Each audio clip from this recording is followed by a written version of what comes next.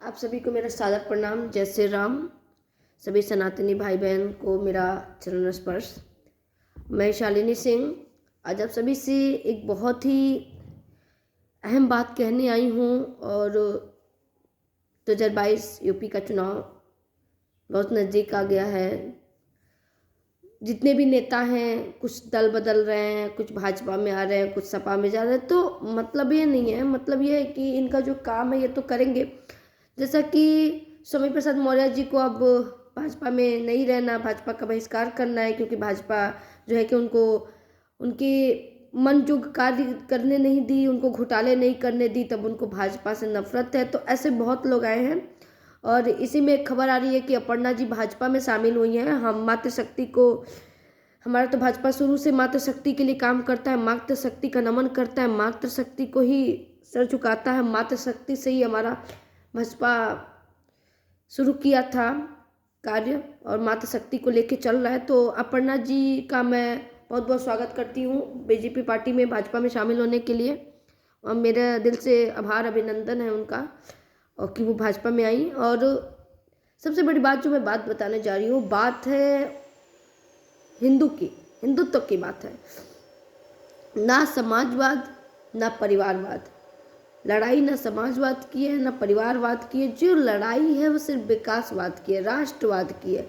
हम सब हिंदू भाई बहनों को, हम सब सनातनी भाई बहनों को एक होकर आगे आना है, एकजुट होकर आगे आना है और भाजपा सरकार को जिताना है। योगी जी को जिताना है, प्रबल बनाना है शक्ति से। मातृशक्ति उनके लिए बहुत बड़ी योगदान है। हम भाइयों को आगे निकलना चाहिए, अपना बूथ मजबूत करना चाहिए, अपने साथ में अपने बहनों, अपने माताओं को लेकर निकलिए बूथ पे, अपनी धर्मपत्नियों को लेकर निकलिए बूथ पे। और एक बार फिर से भाजपा को वोट दीजिए, राष्ट्र को वोट दीजिए, राष्ट्र के लिए वोट दीजिए। क्योंकि याद करिए वो दिन जब इनकी सरकार थी, जब सपाइयों की सरकार थी, जब कांग्रेस की सरकार थी, जब भाजपा की सरकार थी, आपकी बहन बेटियों के अस्मत को कैसे लूटा गया था। चैन स्नैचिंग, रेप पटेम, लॉ ऑर्डर, रात तो छोड़िए, दिन को घर से निकलना हम लोग का मुश्किल कर दिया था इन लोगों ने। इन दुराचारी पापियों ने दिन तो दिन, रात तो रात हम लोग की नींद हराम कर दी थी। हम लोग रात की बात छोड़िए, दिन को, दोपहर को भी हम सुरक्षित नहीं है, सुबह के 10 बजे भी हम सुरक्षित नहीं है, शाम को 6 बजे भी हम सुरक्षित नहीं थे उनकी सरकार में। और इस सरकार में 12 बजे रात को भी महिलाएं निकलती हैं तो इस गर्व से कहती हैं कि हम राम राज्य में जी रहे हैं। इससे बड़ी बात हमारे भाई बहनों और क्या चाहिए, फर्क तो साफ है।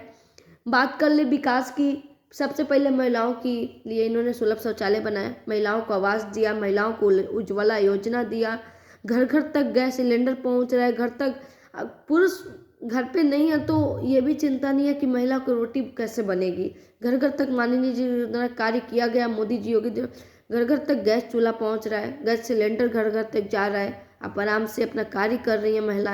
महिलाएं घर से भी बाहर निकल गई हैं, महिलाएं साक्षर भी हो रही हैं। कुछ महिलाओं को बैंक की जानकारी नहीं थी, जनधन खाता खुलवाया, इतना बड़ा योजना जनधन योजना, उसके तहत खाता खुलवाया। महिलाएं खुद बैंक जाती है, अपना पैसा निकालती है।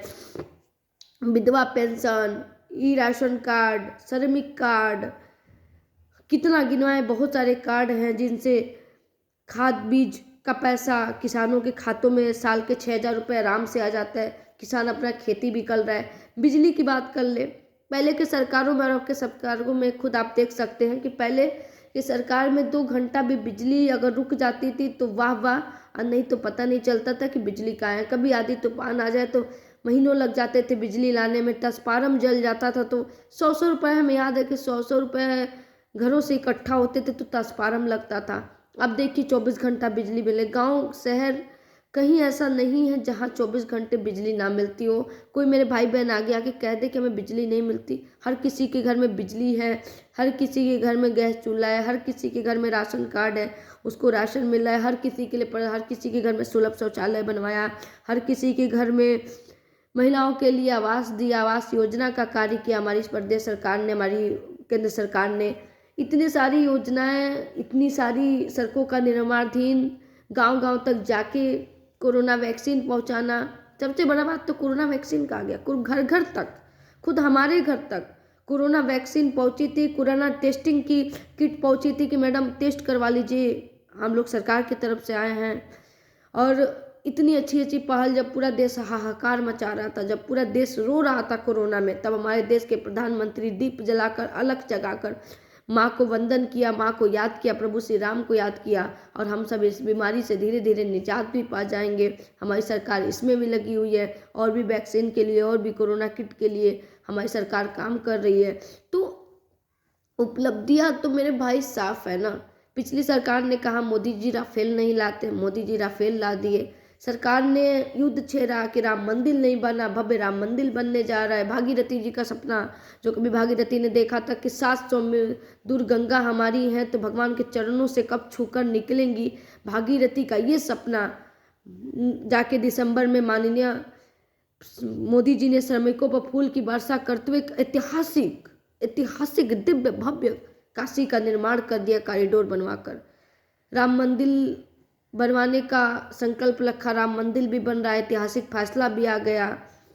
और कभी हम त्रेता युग में देखते थे कि भगवान कैसे आते हैं, पुष्पक विमान से कैसे उतरते हैं, कैसे भगवान का अलौकिक दृश्य होगा, वो हम कलयुग में देख लिए।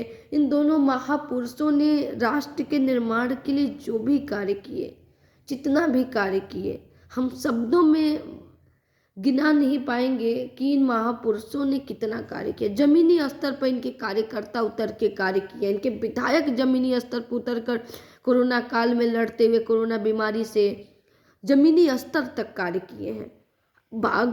इलाहाबाद की बात कर ले, महापौर अभिलाषा गुप्ता नंदी जी को मैंने देखा कि उतनी कोरोना काल में मास्क और किट पहनकर गंगा घाट पर जाके एक गंगा घाट की सफाई करवाई थी। और जितने भी लोग कह रहे थे कि मैम लाशें दबी हुई हैं बालू के रेतों में, उनको निकलवा के खुद अपने हाथों से उनका दाह संस्कार किया था, उन लाशों को जलवाया था। और क्या गिनाऊं, काशी में देखा, काशी के जितने भी विधायक हैं, नाम तो मुझे नहीं पता, लेकिन काशी के जितने भी विधायक हैं उन लोगों ने जमीनी स्तर पर उतर के कार्य किया। बलिया में जमीनी स्तर पर उतर के कार्य किया। हर जगह से, हर जगह का कार्यकर्ता, हर एक क्षेत्र से उतर के कार्यकर्ता और विधायक ने जमीनी स्तर से उतर के कार्य किया है। योगी जी की एक ऑर्डर पे विधायक से लेके महापौर, कार्यकर्ता से लेके छोटा कार्यकर्ता तक, बड़ा कार्यकर्ता तक, सब जमीनी स्तर पर उतर के कार्य किए हैं। ऐसा कोई कार्यकर्ता नहीं जो कोरोना काल में मास्क और किट पहनकर अपने घर से निकल के कार्य न किया हो।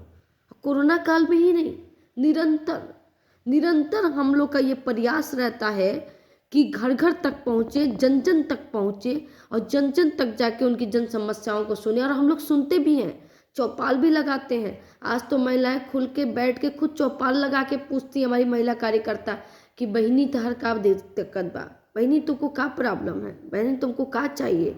घर घर तक जाके, क्या कभी इनके विधायक घर घर तक गए होंगे, जन जन तक बैठे होंगे? आप लोग खुद याद करिए उन दिन को, जब इन दंगाइयों, इन गुंडों को टिकट देकर और आप ही के बहन बेटियों की असमत लुटवाते थे।